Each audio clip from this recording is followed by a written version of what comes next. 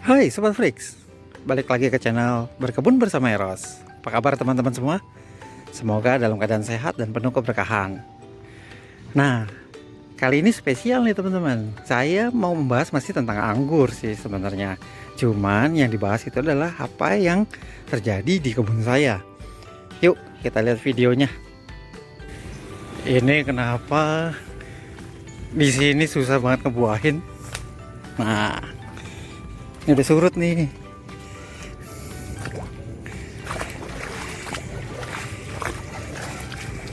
Kalau mau tahu sebelumnya sebanjir seberapa? Nih. Tuh. Seginilah banjirnya sebelumnya nih. Oh. Kelebu. Kita periksa yang ini. Ini rumput, bukannya rumput nih, banjir nih.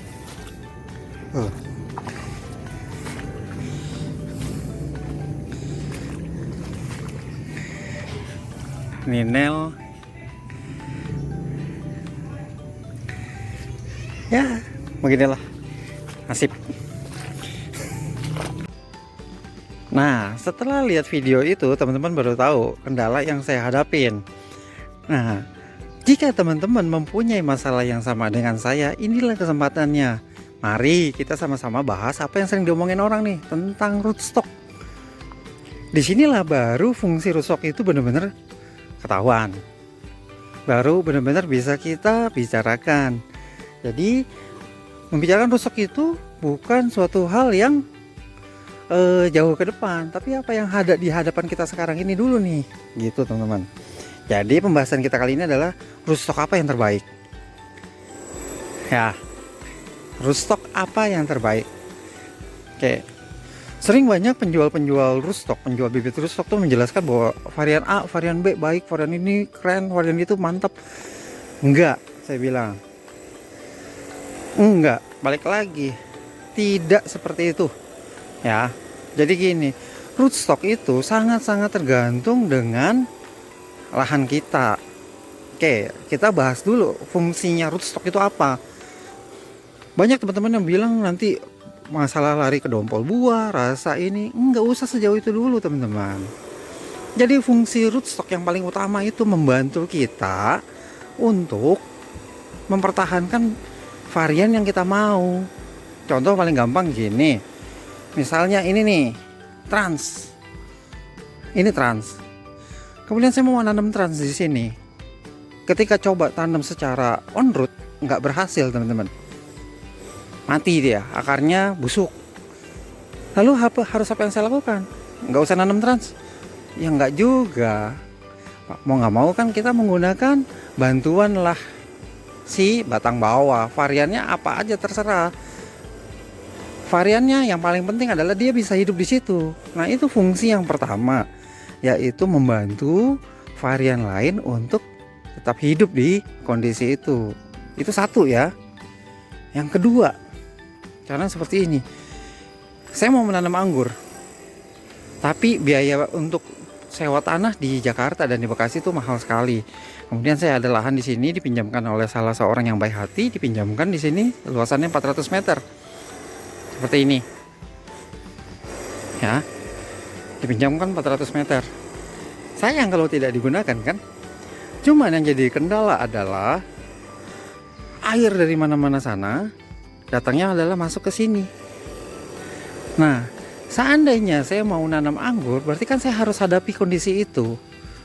Kondisi dimana yang sering banjir surut, banjir surut, banjir surut, ya kan? Saya mau nanam anggur, cuman banyak orang yang bilang bahwa kondisi itu tidak mungkin untuk menanam anggur. Apakah saya harus menyerah? Ya enggak. Disinilah kesempatannya itu kita memilih rootstock yang bisa bertahan di situ, bertahan di sini nih.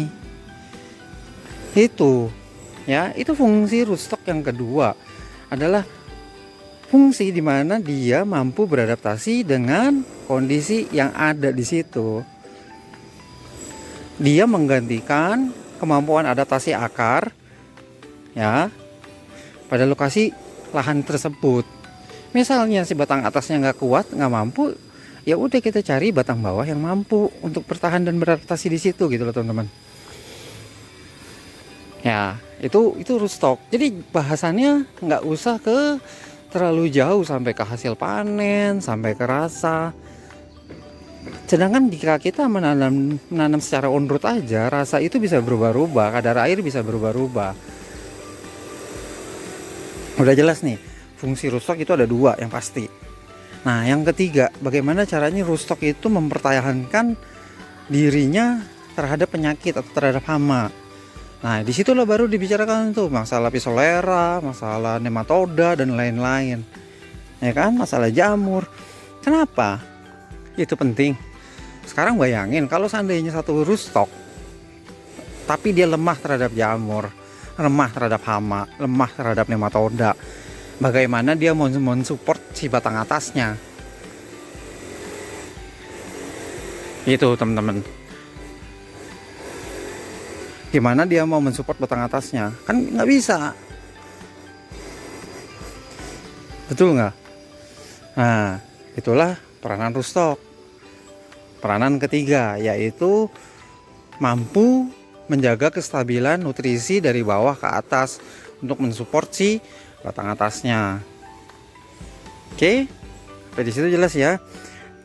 Nah, dari situ barulah kemudian kita bisa pastikan kegunaannya rootstock. Kemudian nggak usah dengerin orang-orang tentang rootstock A, rootstock B, rootstock C yang terbaik. Enggak, karena rootstock itu akan sangat-sangat terpengaruh oleh iklim, lahan, pola perawatan kita seperti apa. Nanti dia akan memberikan mana yang terbaik. Contoh paling gampang, kemarin itu saya tanam banyak di sini dari ujung sana sampai ke sini nih teman-teman, rootstock. Sampai ke situ batas pohon pisang. Berbagai macam varian.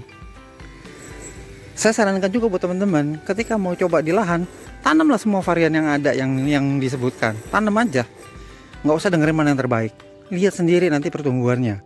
Kalau di saya Muscat Blue tahan hidup. Ini pohonnya, ya kan? Dia kena banjir nggak? Kena.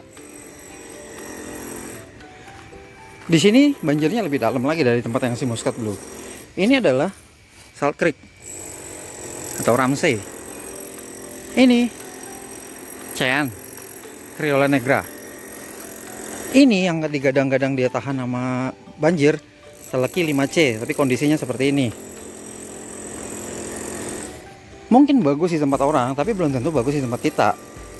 Belum tentu bagus dengan iklim ataupun dengan bagus dengan perawatan kita. Nah, ini adalah Dogridge.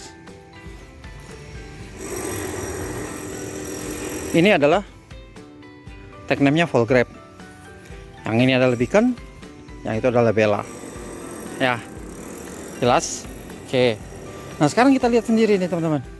Padahal kemarin itu kondisinya banjir parah.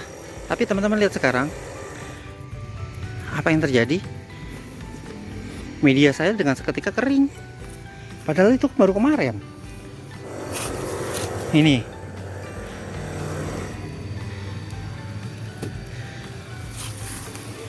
Nah, penanganan kondisi seperti itu juga tidak hanya bergantung dengan rootstock teman-teman, tapi kita harus bisa mengolah medianya untuk menghadapi kondisi yang kita punya, kondisi alam yang kita ada gitu ya.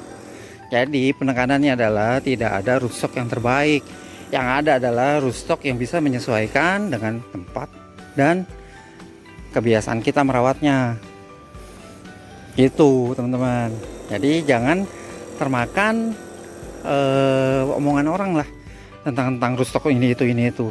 Contoh paling gampang, ini ditanam di tanah, di grounding. Saya bukannya bilang banggain Bella, tapi ini adalah Isabella. Mampu tetap berbuah, secara susun dengan kondisi dia terserang banjir. Ya.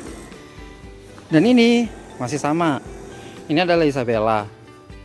Batang atasnya adalah ini Baikonur New. Baikonur New di sini mudah sekali jamuran, lihat. Tapi di sini masih tetap mampu berbuah dengan kondisi banjir yang seperti teman-teman lihat di video tadi. Oke. Jadi dari sini sudah jelas kesimpulannya bahwa tidak ada RS yang terbaik. Yang ada adalah RS yang cocok dengan lingkungan kita. Itu kata kuncinya. Jadi mulai sekarang teman-teman jangan termakan omongan yang orang-orang itu tentang ini RS ini baik, RS itu baik. Enggak. Tanam dulu, buktikan sendiri. Kalau dari lahan saya yang di sini yang bisa saya bilang terbaik adalah CN. Tapi dengan pola kebiasaan saya, perawatan saya terhadap CN, ketika dia disambungkan itu belum tentu cocok lagi teman-teman. Secara RS di sini dia bagus, tapi apakah dia cocok dengan batang atas yang akan disambungnya? Itu yang terpenting. Ya. Oke, sampai di sini dulu pembahasan tentang RS-nya. Ingetin lagi, tidak ada RS superior yang terbaik, yang ada adalah RS pilihan mana yang cocok untuk iklim dan kebun kita. Oke, sampai di sini dulu teman-teman. Sampai jumpa lagi.